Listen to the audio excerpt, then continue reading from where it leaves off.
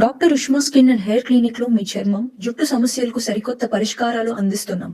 మొటిమలు, చర్మ దురద, వయసు కారణంగా వచ్చే చర్మ సమస్యలు లేదా జుట్టు సమస్యలైనా మేము మీకు సరైన చికిత్సను అందిస్తాం. మా విజయవాడ మరియు మచిలీపట్నం బ్రాంచీల్లో మీకు సౌకర్యంగా సేవలు అందిస్తాం. అందరికీ నమస్తే అండి. ఏదైనా పార్టీ అంటే అధికారంలో ఉన్నప్పుడు కష్టాలు లేదంటే లోపాలు వాళ్ళు చేసిన తప్పులు బయటపడవు. అధికారం కోల్పోయిన తర్వాత ఖచ్చితంగా బయటపడతాయి. ఇప్పుడు వైసీపీ చేసిన తప్పులు ఎన్ని అంటే ఇప్పుడు వరకు బయటకు వచ్చినవే అని అనుకోవడానికి లేదు. ఇంకా భవిష్యత్తులో ఇంకెన్ని బయటపడతాయో, ఇంకా ఎన్ని తప్పులు పాపాలు బయటపడతాయో.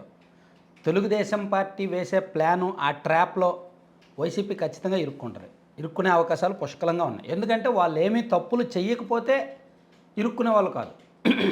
వాళ్ళు దొరికారు కాబట్టి వీళ్ళు ఆడుకుంటారు. వాళ్ళు 10 తప్పులు చేస్తే వీళ్ళు దాన్ని బాగా ఎఫెక్టివ్గా చూపించగలరు. సో వైసీపీ ఖచ్చితంగా రాజకీయంగా రిస్క్లో ఉన్నట్టే. మళ్ళీ పార్టీని కాపాడుకోవడం జగన్మోహన్ రెడ్డి గారికి కష్టమే. ఓన్లీ ఆ పార్టీకి ఉన్న బలం ఏంటంటే నాయకులైతే నిలబడరు. ఎందుకంటే నాయకులందరూ కూడా తప్పులు, జగన్మోహన్ రెడ్డి గారు తను తప్పు చేస్తూ తను తింటూ నాయకులందరి చేత తప్పులు చేయించారు. నాయకులు కూడా తిన్నారు. సో ఇప్పుడు నాయకులు అందరూ కూడా భయపడి పార్టీ మారిపోతారు. బాలినేని గారు కానీ, సామినేని ఉదయభాను కానీ, మోపిదేవి వెంకటరమణ కానీ, రేపు పొద్దున్న ఇంకెవరైనా సరే పార్టీలు మారిపోతారు. కానీ జగన్మోహన్ రెడ్డి గారు మారలేరుగా.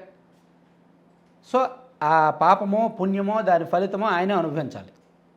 ఆయన్ను నమ్ముకొని ఉన్న క్యాడర్ అంటే దిగువ స్థాయి కార్యకర్తలు, సోషల్ మీడియా కార్యకర్తలు, వాళ్ళు వీళ్ళు మాత్రమే ఫిక్స్డ్గా ఉంటారు. వాళ్ళు పై స్థాయిలో జగన్ గారు, కింది స్థాయిలో కార్యకర్తలే ఉంటారు. మధ్యలో నాయకులందరూ కూడా బయటికి వెళ్ళిపోతారు. ఇప్పుడు విడుదల రజనీ గారు ఉన్నారు. 2,20,00,000 తీసుకున్నారంట, ఆరోపణ వచ్చింది. ఆ స్టోన్ క్రషర్ యాజమాని ఎవరో ఇచ్చారంట. ఇచ్చినందుకు ఆధారాలు కూడా చూపిస్తాను అంటున్నారు. సో ఆమె మీద కూడా కేసు ఉంటుంది, వెంటాడతారు. సో ఇట్లా వైసీపీలో ఉన్న ప్రతి నాయకుడు కూడా తప్పు చేసిన వాళ్ళే. ఏదో ఒక సందర్భంలో, ఏదో ఒక రూపంలో వాళ్ళు దొరికినప్పుడు కొంతమంది కాంప్రమైజ్ అవుతారు, పార్టీలు మారిపోతారు, కొంతమంది సైలెంట్ అయిపోతారు, కొంతమంది ఎక్కడికో దగ్గరికి వెళ్ళిపోతారు. ఇది జరుగుద్ది. సో ఓవరాల్గా చూస్తే వైసీపీ అధికారంలో ఉన్న 5 ఏళ్లలో చేసిన తప్పులన్నీ, పాపాలన్నీ ఈ పార్టీని ఈ 2 నెలలే వెంటాడాయని చెప్పలేం. నెక్స్ట్ 5 ఏళ్ళు, ఆ నెక్స్ట్ 5 ఏళ్ళు కూడా వెంటాడే అవకాశాలు పుష్కలంగా ఉన్నాయి. ఎందుకంటే వాళ్ళు అన్ని పాపాలు మూటగట్టుకున్నారు, అన్ని తప్పులు చేశారు, అన్ని తప్పులకు దొరికారు, అన్ని వర్గాలను డిస్టర్బ్ చేశారు, అన్ని వర్గాలను కెలికారు, అందరితో శత్రుత్వం పెట్టుకున్నారు, తప్పుకు దొరికారు. సో ఇప్పుడు సరైన అవకాశం దొరికింది తెలుగుదేశం పార్టీకి. చంద్రబాబు గారు రాజకీయ అనుభవం వాడితే, యాక్చువల్లీ ఈ ఫేక్ ప్రచారాలు చేయడమో, ఫేక్ ప్రొపగండాలు చేయడమో వైసీపీ వల్ల ఏముంది, మొన్న వచ్చింది వాళ్ళ పార్టీ 12 సంవత్సరాలు అయి ఉంటుంది వచ్చి. కానీ తెలుగుదేశం పార్టీ వేసే ప్లాన్ని తట్టుకోవడం, దాన్ని ముందు నిలబడడం వైసీపీకి అంత ఈజీ కాదు. సో ఇప్పుడు స్పష్టంగా అదే జరుగుతోంది రాష్ట్రంలో. టైం చూసి, అదును చూసి ఒక పెద్ద కాంట్రవర్సీ ఇష్యూస్ తీసుకొచ్చి దానిలో వైసీపీని ఒక అంటే ఇంకా దాన్ని డిఫెన్స్లోకి నెట్టేస్తున్నారు, పూర్తిగా ఆత్మరక్షణలోకి నెట్టేస్తున్నారు. ఇప్పుడు బయటకు వచ్చిన తిరుమల లడ్డూలో జంతువుల కొవ్వు కలిపిన ఇష్యూని తీసుకోండి, దానికి వైసీపీ వాళ్ళ సమాధానం కూడా చెప్పుకోలేకపోతున్నారు. ఆ సాక్షిలో ఏదో ఒకటి చెప్పొచ్చు కాక, కానీ వాళ్ళు చెప్పేది ఎవరు నమ్ముతారు? వాళ్ళే చూస్తారు తప్ప, వాళ్ళ మీద ఆరోపణ వచ్చింది వాళ్ళే చూసుకొని వాళ్ళే సాటిస్ఫై అవ్వాలి తప్ప, తటస్థంగా ఉన్నవాళ్ళు ఎవడో సాక్షి చోట్ల చూసినా నమ్మడు. ఓన్లీ వాళ్ళకు మాత్రమే పనికి వస్తుంది అది. కానీ ఇక్కడ కావాల్సింది తటస్థలను నమ్మించాలి, చదువుకునే వాళ్ళని, అన్ని వర్గాలని నమ్మించాలి. ఆ కెపాసిటీ వైసీపీలో లేదు. వైసీపీ సోషల్ మీడియా కానీ, వైసీపీ అధికారిక మీడియా కానీ వాళ్ళే చూస్తారు, బయట వాళ్ళు ఎవరు చూడరు. అదొకటి పెద్ద నష్టం. పోనీ ఆ వాయిస్ ఏమైనా స్ట్రాంగ్గా ఉందా, ఎవరైనా స్ట్రాంగ్గా మాట్లాడగలరా ఇష్యూ మీద అంటే లేదు. అలా ధాటిగా మాట్లాడగలిగే నాయకుడు ఒక్కడ కూడా లేరు. అంబటి రాంబాబు గారు ఉన్నారు, ఆయన వాయిస్ ధాటిగా ఉంటుంది కానీ ఆయన ఎవరు నమ్మరు. ఆయన కూడా పూర్తిగా ట్రాప్, అబద్ధాలు చెప్తారనే ఉన్నది. గతంలో తెలుగుదేశం పార్టీ ప్రతిపక్షంలో ఉన్నప్పుడు అంటే 2019 నుంచి 2024 మధ్య వాళ్ళకి స్ట్రాంగ్ వాయిస్ వచ్చింది, పట్టాభి రూపం. ఇప్పుడు పట్టాభి ఉన్నాడు. 2019కి ముందు పట్టాభి ఎవరో చాలామందికి తెలియదు, కానీ టీడీపీ ఓడిపోయిన తర్వాత ప్రతిపక్షంలో ఉన్నప్పుడు పట్టాభి అనే వ్యక్తి తెర మీదకి వచ్చాడు. ప్రతి ఇష్యూ మీద కూడా చాలా స్ట్రాంగ్గా మాట్లాడేవాడు.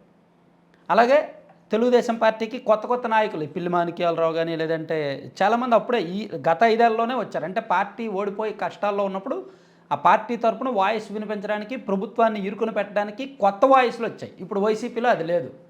కొత్త నాయకులు రారు, ఉన్న నాయకులు వెళ్ళిపోతున్నారు బయటికి. మిగిలిన నాయకులను ఎవరు నమ్మరు. పోనీ జగన్మోహన్ రెడ్డి గారే బయటకు వచ్చి ఇటువంటి ఎలిగేషన్స్ మీద సమాధానం చెప్పగలరా అంటే ఆయనకు కూడా అంత సీన్ లేదు, మాట్లాడేంత సీన్ లేదు. ఆయన మాట్లాడలేడు.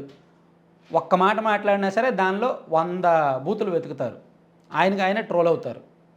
సో ఇలా వైసీపీకి కష్టాలు ఒకదానొకటి వెంటాడుతున్నాయన్నమాట.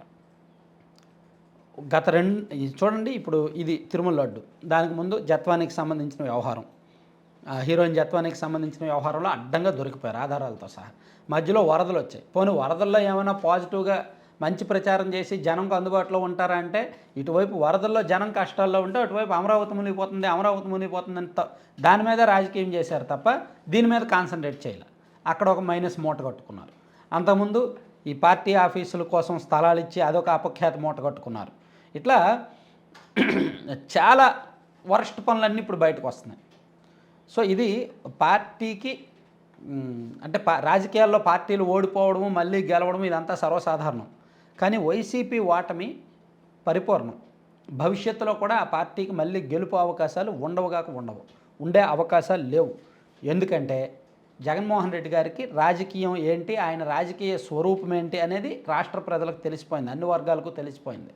మరో జగన్మోహన్ రెడ్డి గారో రావాలి తప్ప ఇప్పుడున్న జగన్మోహన్ రెడ్డి గారి వలన కాదు. ఈయనేమో మారలేడు, మారినా జనం నమ్మరు. సో అది వైసీపీ పరిస్థితి ఇప్పుడు. Thank you.